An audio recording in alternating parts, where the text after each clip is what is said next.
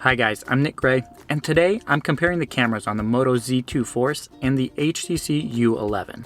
When looking at a new smartphone, one critical component that everyone needs to pay close attention to is the camera.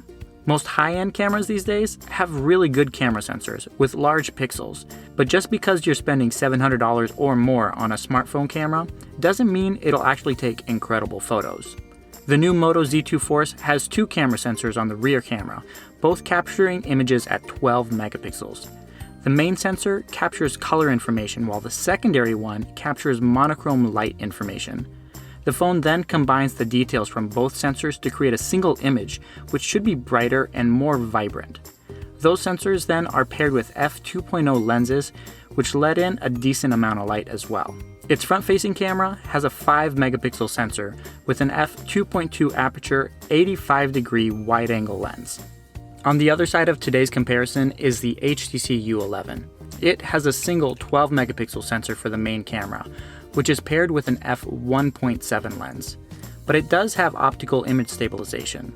And as for the front-facing camera, it captures images at 16 megapixels with an f2.0 lens. While HTC's smartphone doesn't have a dual sensor for its main camera, it does have an advanced image processing system dubbed Auto HDR, which captures multiple images for every shot and combines the data to create a single image. But that's enough with the specs. Take a look at how images from these two phones actually compare.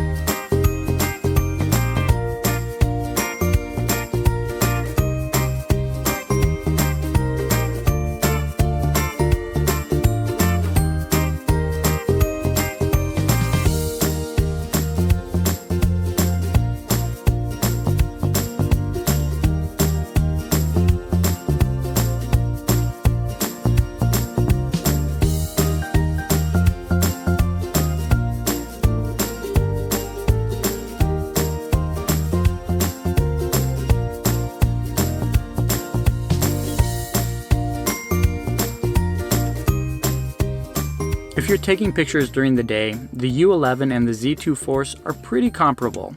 The main difference that you'll probably notice is how both devices handle white balance a little bit differently with their default settings. The Moto's images are warmer, while those taken with the HTC U11 are cooler. If you're not a fan of either, that's an easy tweak in the settings. But the main thing that actually sets these two apart is how they handle high contrast and low light situations. When a scene is very bright, the Z2 Force doesn't compensate very well for the extra light in the same way that the U11 does. The U11 shots are a little bit darker than what you would expect, but they do reveal a lot of detail. On the other hand, the Z2 Force's shots are overexposed, losing a lot of that detail that's preserved by the U11. In low light situations, the same thing occurs with the Z2 Force.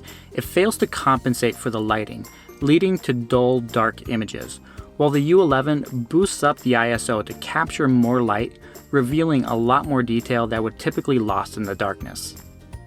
Personally, I'm a bit of a fan of the Z2 Force, but if you're looking for a smartphone with a good camera, I recommend looking elsewhere. That's not to say that the camera quality is bad, it's just not up to par when you compare it to the HTC U11. I'll be comparing the Z2 Force with the Galaxy S8 and a few other devices as well, so make sure you subscribe to the channel if you want to see those videos as soon as they're up. Also, let me know what your thoughts are in the comments below. Do you think the HTC U11 outperforms the Moto Z2 Force, or are the cameras on these two devices pretty comparable? Thank you for watching, and I hope to catch you in the next one.